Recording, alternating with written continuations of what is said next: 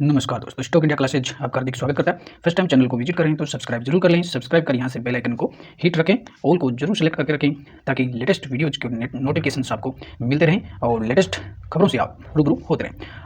और मित्रों, 1 अप्रैल से शुरू होकर और 5 अप्रैल तक चलने वाले इस सप्ताह में मार्केट की दिशा है वो कैसी रहने वाली है, उसकी चर्चा अपन इस वीडियो में करेंगे। तो इस सप्ताह से नए वित्त वर्ष की शुरुआत होने वाली है और नए वित्त वर्ष में मार्केट का डायरेक्शन है वो किस तरह से रहने वाला है, वो कौन से ट्रिगर्स मार्केट के लिए रहेंगे जो मार्केट को ऊपर की दिशा दे सकते हैं, या ऐसी कौन सी घटनाएं हो सकती हैं जो मार्केट को नीचे की ओर भी ला सकती हैं। तो हम इस वित्त वर्ष की शुरुआत से और इस शुरुआती जो सप्ताह है वो नए वित्त वर्ष का आगाज करने वाला है। तो नए वित्त वर्ष में बहुत बड़ी घटनाएं हैं वो इस सप्ताह के दौरान ही होती हुई देखने को मिलेंगी, तो उनकी चर्चा अपन इसमें करेंगे। साथ ही अगर देखें तो इस सप्ताह कोई अवकाश मार्केट के लिए नहीं रहेगा और अगला जो वीक आने वाला है केवल 11 अप्रैल को अवकाश होगा। तो सो ये जो सप्ताह है वो पूरे 5 दिन चलने वाला है। मार्केट है वो पिछले सप्ताह में भी काफ़ी अवकाश देखने को मिले थे, सो कम ही डेज यहाँ रहे, लेकिन इस सप्ताह बहुत ही बड़ा एक्शन और शानदार यहाँ देखने को मिल सकता है। नए वित्त वर्ष में बहुत ही दमदार खबरें मार्केट के लिए देखने को मिल रही हैं। तो सबसे पहले अपन बात करेंगे इंडेक्स का रुझान क्या है, संकेत कैसे हैं। तो संकेत के लिए अपन सबसे पहले बात करेंगे मार्केट दर्पण निफ्टी की। तो निफ्टी का पॉजिटिव रुझान है वो देखने को मिल रहा है। पिछले सप्ताह से मार्केट में अच्छा सेंटिमेंट है वो लगातार वो देखने को मिला है। यदि निफ्टी की बात करें तो पिछले सप्ताह के अंतिम दिन 200 अंकों की दमदार रैली के साथ और यहाँ 22,300 से ऊपर की क्लोजिंग देखने को मिली है। और सप्ताह के अंतिम दिन मार्केट ने लगभग जो पिछला जो हाई था 22,526 उसके करीब ही जाकर के और रिलैक्स हुआ है। पिछला जो हाई था वो 22,526 का था और करीबन सेम डे अपन 22,516 का यहाँ भी देखने को मिला।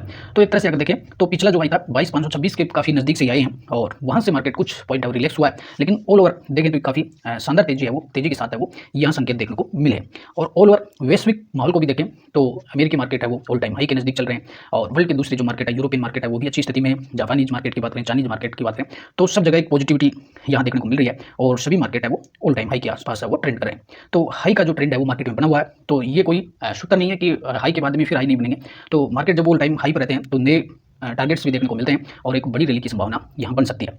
तो पिछला अगर सप्ताह का बात करें तो पिछले सप्ताह में भी करीबन निफ्टी है वो 1.5% यहाँ चढ़ा है पिछले वीक के दौरान। और पूरे अगर वित्त वर्ष की बात करें तो 23-24 का वित्त वर्ष रहा है मार्केट के लिहाज से बहुत ही शानदार है। निफ्टी ने भी अच्छा रिटर्न यहाँ दिया है और मिड कैप और स्मॉल कैप में बड़ी गिरावट के बावजूद भी 60 से 70% का रिटर्न वहाँ भी देखने को मिला है। ऑल ओवर देखें तो सभी जो इंडेक्स हैं वो काफ़ी शानदार रिटर्न के साथ अच्छे संकेत के साथ बंद हुए हैं और एक अच्छी पॉजिटिविटी है मार्केट में देखने को मिल रही है। हालांकि इसके हो सकता है कि कुछ प्रॉफिट बुकिंग के लिहाज से या कुछ भय के लिहाज से मार्केट है वो कुछ नीचे आ सकते हैं, लेकिन वो वहाँ मार्केट एक बाउंस बैक की स्थिति में रहेगा।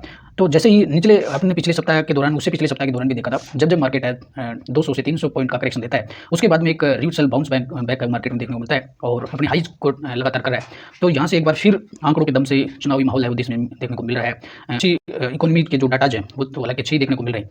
तो इन सब के चलते वो मार्केट में एक पॉजिटिविटी यहाँ भी देखने को मिल रही है और इन्फ्लेशन का कोई डर नहीं है। फेड के द्वारा भी ऐसे संकेत दिए गए कि आने वाले वित्त वर्ष में और 3 बार रेट कट्स होंगे, तो इन सभी का पॉजिटिविटी वाला जो माहौल है वो सब तरफ देखने को मिल रहा है। तो ऐसा लगता नहीं कि मार्केट में कुछ है वो बड़ी गिरावट यहाँ होंगी और अच्छी है वो संकेत देखने को मिल रहे हैं। तो अपन भी बात कर लेते हैं कि इस सप्ताह की कौन सी ऐसी अपकमिंग इवेंट्स हैं इस नए वित्त वर्ष में आने वाली है, नए सप्ताह में आने वाली हैं जिनसे मार्केट का डायरेक्शन है वो तय होने वाला है। तो सबसे पहले अपन बात करेंगे ग्लोबली रूप से कि ग्लोबली ऐसे कौन से संकेत हैं जो मार्केट की दिशा को तय करेंगे। तो सबसे बड़ी और दुनिया के सभी जो मार्केट्स हैं वो फेड को फॉलो करते हैं और अमेरिका का जो सेंट्रल बैंक है उसकी जो फेड की जो मीटिंग्स हालांकि हो चुकी है, लेकिन उसकी जो फेड के जो सदस्य हैं चेयरमैन्स हैं उनके जो कमेंट्रीज है स्पीच है वो इस सप्ताह भी आते हुए देखने को मिलेगी और ये स्पीच है वो आपको 3 अप्रैल को देखने को मिलेगी। तो इस दौरान फेड के जो चीफ हैं मिस्टर जोरेम पावेल, इनकी स्पीच पर पूरी दुनिया की निगाह रहने वाली है कि मिस्टर पावेल्स है वो क्या बोलेंगे। और जब मिस्टर पावेल्स की टिप्पणी मार्केट के विपरीत देखने को मिली है तब तक मार्केट में एक नेगेटिव सेंस देखने को मिला है। वहीं अगर पिछले मीटिंग्स की बात करें तो उसमें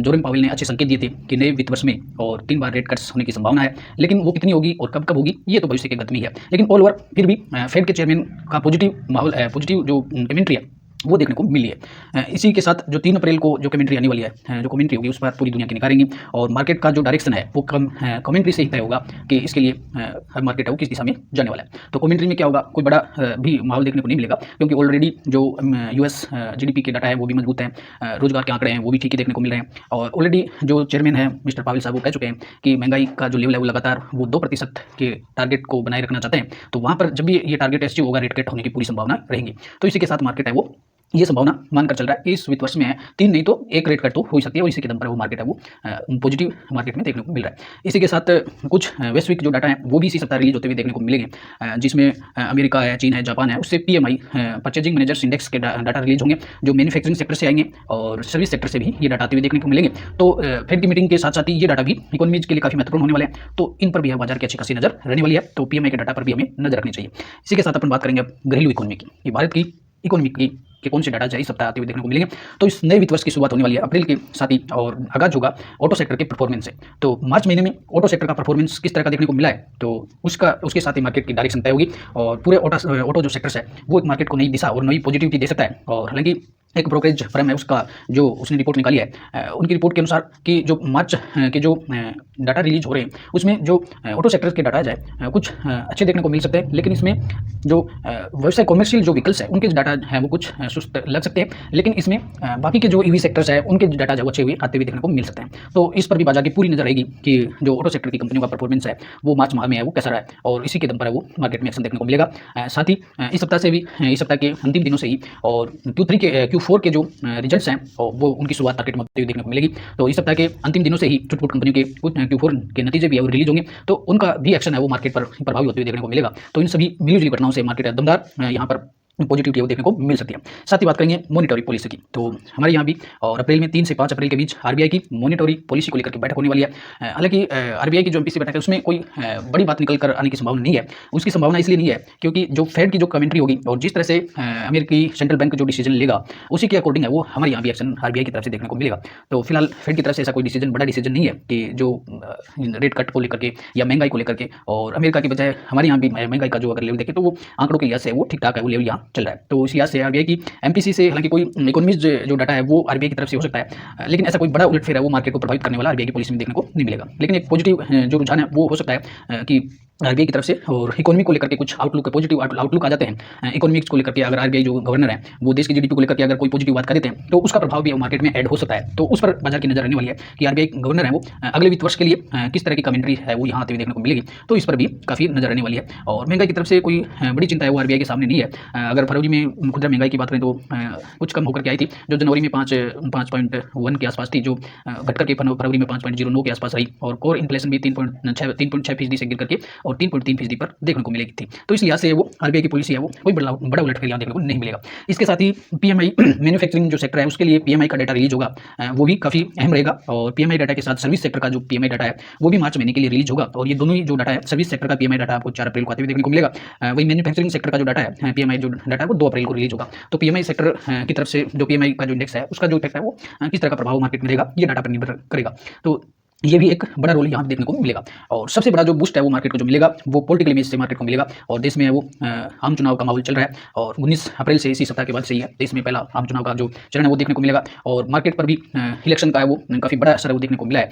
और पिछले जो इलेक्शन की बात करें तो उसमें मार्केट इलेक्शन से पूर्व और इलेक्शन के बाद मार्केट में एक अच्छी खासी वो तेजी भी देखने को मिली है। और ऐतिहासिक रूप से पिछले जो 10 चुनाव की बात करें तो उनमें 7 से 8 बार मार्केट का जो रिएक्शन है वो अच्छा ही देखने को मिला है। तो इस चलते अप्रैल में कुछ नई खरीदारी और नए मूड के साथ और जो आम चुनाव को लेकर भी एक तेजी है वो मार्केट में पॉजिटिविटी है वो देखने को मिल सकती है।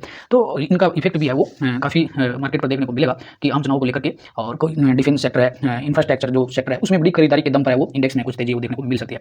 इसी के साथ बात करेंगे अपन क्रूड ऑयल की, तो तेल की जो कीमतें हैं उनमें भी सप्ताह के अंत में लगातार वो तेजी देखने को मिल रही है। चाहे WTI क्रूड की बात करें, ब्रेंट की बात कर लें, सप्ताह के अंतिम दिनों में यहाँ 2.5-2% की है वो एक बार फिर से वो नई तेजी है वो तेल में देखने को मिल रही है। तो क्रूड ऑयल का प्रभाव जरूर कंपनियों पर पड़ सकता है, लेकिन जब तक $90 से ऊपर नहीं जाता है तो एक वहाँ तक है वो एक अच्छी स्थिति है, उससे कोई बड़ी चिंता मार्केट को नहीं हो सकती। लेकिन अगर ये ऐसा अनुमान है कि इस अगले वित्त वर्ष में ऑयल में काफ़ी तेजी है वो देखने को मिल सकती है और $90 प्रति बैरल से ऊपर अगर तेल निकलता है तो फिर ये मार्केट के लिए एक चिंता वाला विषय हो सकता है। तो कच्चे तेल की जो कीमतें हैं तीसरे महीने अगर लगातार इस वित्त वर्ष में लगातार बढ़ी हैं, और मार्च महीने में जो 6.3% से बढ़कर के मार्च 24 की तिमाही में 13% की बढ़ोतरी है वो क्रूड ऑयल में भी देखने को मिली है।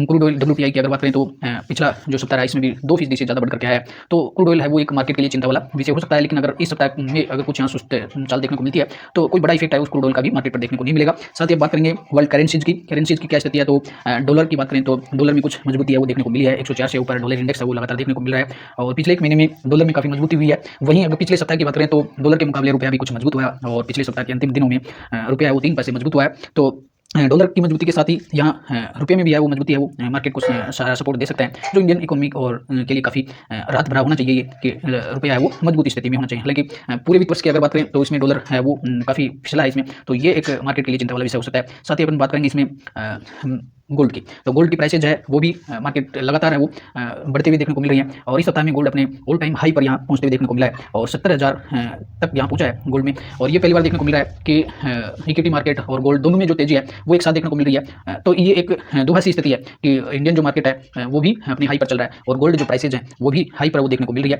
तो इन पर भी गोल्ड प्राइसेज पर भी बराबर निगाहें रहेंगी मार्केट की। साथ ही अपन बात करेंगे बॉन्ड की, तो यहाँ बॉन्ड की देखें तो जब से फेड की जो पिछले सप्ताह जो कमेंट्री आई थी उसके बाद 10 ईयर जो बॉन्ड यील्ड थी वो कुछ कम हुई है, और जो बॉन्ड यील्ड 4.26 थी वहाँ से गिर करके और इस लेवल से गिर करके बॉन्ड यील्ड है वो यहाँ काफ़ी नीचे आई है, तो ये भी एक मार्केट के लिए पॉजिटिव है। हालांकि सप्ताह के अंतिम दिनों में बॉन्ड यील्ड थोड़ी सी बढ़ करके आई है, लेकिन ये 4.21 से अगर ऊपर नहीं जाती है तब तक वो कोई बड़ी चिंता वाली बात नहीं है, और तो ये भी एक पॉजिटिव माहौल देखने को मिल रहा है। साथ ही अपन बात करेंगे आईपीओ की प्राइमरी मार्केट, और प्राइमरी मार्केट के लिहाज से भी मार्केट में काफ़ी अच्छा सेंटिमेंट है वो देखने को मिलेगा, और इस सप्ताह केवल एक मेन बोर्ड में आईपीओ आते हुए देखने को मिलेगा, और भारतीय हेक्साकॉम का आईपीओ इस सप्ताह आपको खुलते हुए देखने को मिलेगा, और इसी के साथ इस सप्ताह कोई बड़ी लिस्टिंग नहीं होगी, केवल एक कंपनी की लिस्टिंग भी है इस सप्ताह देखने को मिलेगी। एसआरएम कंस्ट्रक्शन कॉन्ट्रैक्टर्स की जो लिस्टिंग आपको 3 अप्रैल को देखने को मिलेगी।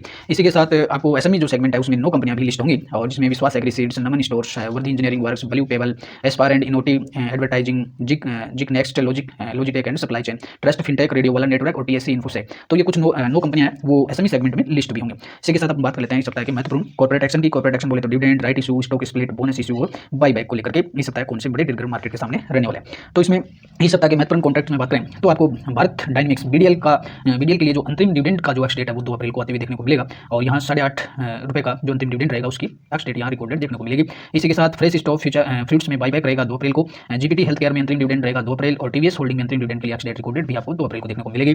अशोक लीलैंड में अंतरिम डिविडेंड के लिए और 3 अप्रैल है वो एक्स डेट रिकॉर्ड डेट देखने को मिल रही है। इसी के साथ सनराइज एफिशिएंट मार्केटिंग में बोनस इशू का जो रिकॉर्ड डेट है वो भी आपको 3 अप्रैल को देखने को मिलेगा। सीएम सीमेंट में राइट इशू रहेगा, और क्यूपिट जो लिमिटेड है यहाँ बोनस और स्टॉक स्प्लिट का जो एक्स डेट और रिकॉर्ड डेट है वो आपको 4 अप्रैल को देखने को मिल रहा है। शिवानी फाइनेंस में राइट इशू रहेगा। सुंदरम क्लिंटन में अंतरिम डिविडेंड के लिए एक्स डेट रिकॉर्ड डेट 4 अप्रैल को रहने वाली है। वरुण बेवरेज पर आप निगाह रखिए, और वरुण बेवरेज है वो फाइनल जो डिविडेंड है उसके लिए एक्स डेट है वो 4 अप्रैल को रहेगी। और बोधी ट्री मल्टीमीडिया की स्टॉक स्प्लिट का जो एक्स डेट है और रिकॉर्ड डेट है वो 5 अप्रैल रहेगी। हिसाब इंडिया में अंतिम डिविडेंड के लिए रिकॉर्ड डेट एक्स डेट है वो भी आपको 5 अप्रैल को देखने को मिलेगी। तो ये कुछ बड़े कॉर्पोरेट एक्शंस हैं इस सप्ताह वो आपको देखने को मिलेंगे। और साथ में अब सबसे महत्वपूर्ण जो बात है वो मार्केट के लिए रहने वाली है वो रहेगा फॉरेन इंस्टीट्यूशनल इन्वेस्टर्स बोले तो एफआईआई का रुझान, और एफआई का रुझान है बहुत ही शानदार इस सप्ताह के अंतिम दिनों में रहा है। अगर पिछले सप्ताह की बात करें तो 26 मार्च से लगातार 3 जो दिन रहे थे मार्केट के लिए काफी अच्छे रहे। एफआई दृष्टि से वो यहाँ बड़ी खरीदारी देखने को मिली है, और डीआईज का सपोर्ट है वो लगातार मार्केट को मिल रहा है। और इस सप्ताह पूरे अगर मार्च महीने की बात करें तो 3,300 करोड़ का जो परचेज है वो एफआईज की तरफ से हुआ है।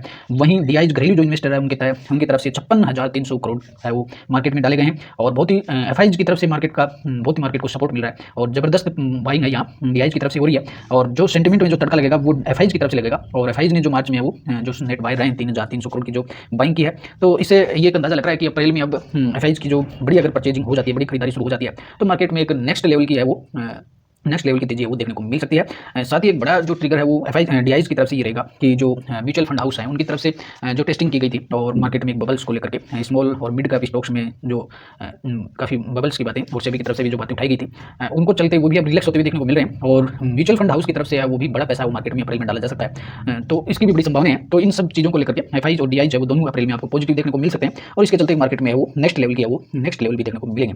और अब सबसे महत्वपूर्ण बात की बात करें तो आज इस सप्ताह के लिए फ्यूचर एंड ऑप्शन का डाटा क्या कहता है, तो फ्यूचर और ऑप्शन का डाटा है वो काफी मजबूत सेंटीमेंट यहाँ देखने को मिल रहा है, और जहाँ डाटा ये बता रहा है कि 22,600 का जो लेवल है मार्केट के लिए एक नया लेवल है, यहाँ बहुत ही मजबूत स्थिति में देखने को मिल रहा है। और 22,600 का जो रेजिस्टेंस है वो मार्केट के लिए यहाँ 3,12,400 का यहाँ वो देखने को मिल रहा है, तो ये एक मार्केट के लिए नेक्स्ट रेजिस्टेंस होंगे, और इससे पहले 22,550 भी एक अच्छा रेजिस्टेंस रहने वाला है। तो अगर इस सप्ताह के दौरान अगर 22,450 का लेवल निकल जाता है तो यहाँ एक बड़ी तेजी की संभावना है वो इस सप्ताह देखने को मिल सकती है। साथ ही एक बड़ी संभावना ये भी है कि मार्केट का सपोर्ट बहुत अच्छा है इस सप्ताह के लिए, कि नीचे के लेवल के लिए बहुत ही रेयर चांस में रेयर में जाते हुए देखने को मिलेगा।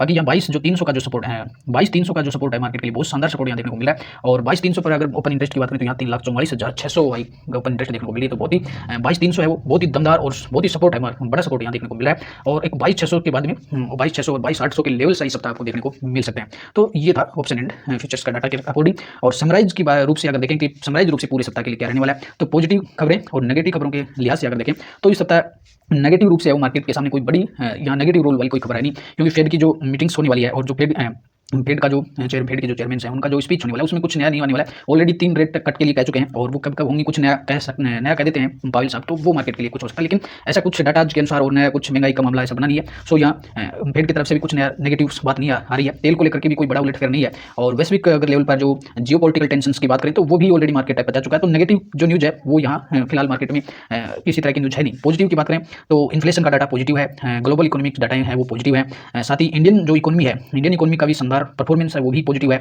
एफआईज और डीआईज का डाटा है वो भी पॉजिटिविटी दिखा रहा है। तो ऑल ओवर काफी पॉजिटिविटी मार्केट में इस सप्ताह के लिहाज से देखने को मिल रही है। साथ ही देश में इलेक्शंस का जो माहौल है और इलेक्शन से पूर्व की रैली और इलेक्शन के बाद के लिए मार्केट की तैयारी, तो ये सारे जो इंडिकेटर्स है मार्केट में एक पॉजिटिविटी को दर्शा रहे हैं। और इस सप्ताह का 22,500 का जो लेवल है, अगर शुरुआती सोमवार को 22,500 का 500 से ऊपर मार्केट क्लोजिंग देता है तो ये संभावना बनती है कि सप्ताह के अंतिम दिनों तक का इंडेक्स है वो 23,000 के लेवल है वो दिखा सकता है और एक अच्छी सपोर्टिव सेंटीमेंट यहाँ बनते हुए देखने को मिल सकता है। तो ये थे मित्रों इस सप्ताह के लिए बाजार के लिए कुछ महत्वपूर्ण ट्रिगर्स जो बाजार की दिशा और दशा को तय करने वाले हैं। आशा करते हैं वीडियो आपको काफी हेल्पफुल लगा होगा और जो मित्र लोग पहली बार चैनल को विजिट करें वो सब्सक्राइब जरूर कर लें। आप चाहें तो वीडियो को शेयर और लाइक भी अवश्य कर सकते हैं। नमस्कार, अगली वीडियो में लेटेस्ट न्यूज के साथ फिर मिलते हैं, तब तक के लिए गुड बाय।